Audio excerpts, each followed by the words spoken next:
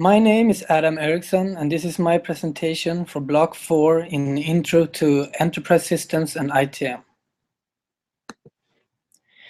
Increasing numbers of data are collected by corporations and government, but how do they make use of it? Data models and databases collect all the information, relay it to each other, and make use of it. How? That is what we're going to talk about in this presentation. Data models are used to help you define the data that you have and to identify different entities of it. It helps you to see the relationship between these data objects and how it relates to the concepts of composition and inheritance. Data models convert the data you have collected and present it in a more simple way, so you can make use of it. There are three perspectives in which data models are mainly used: conceptual data models, logical data models, and physical data models. Conceptual data models are sometimes called the main domain models. They are the scope of the model. They are used in the high-level business structure and explore the domain's concepts with the project's stakeholders. Logical data models goes more into detail than the conceptual data models.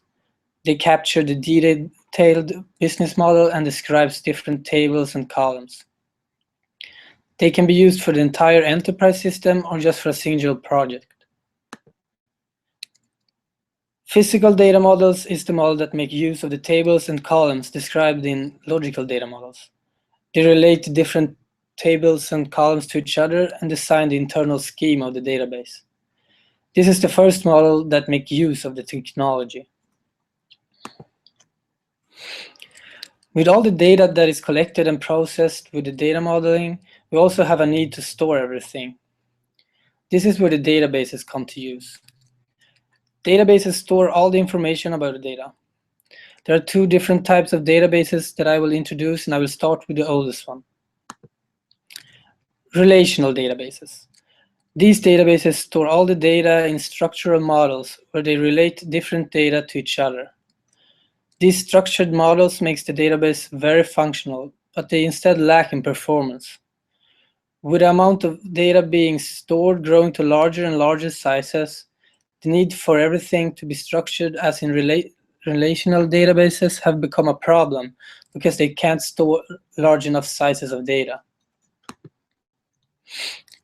To solve the problem of larger amounts of data, the NoSQL database were developed. It don't have the need for data to be structured in different tables and instead makes you able to work with horizontal scalability.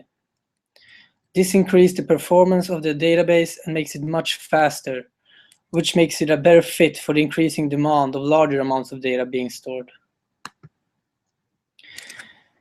With the increasing number of companies needing to store large amounts of data, relational databases have started to lose its relevance, and NoSQL databases are starting to take over. Data models and databases work to help you make use of the data you collect and to relate the different types of data to each other. By that, you are able to create processes without errors.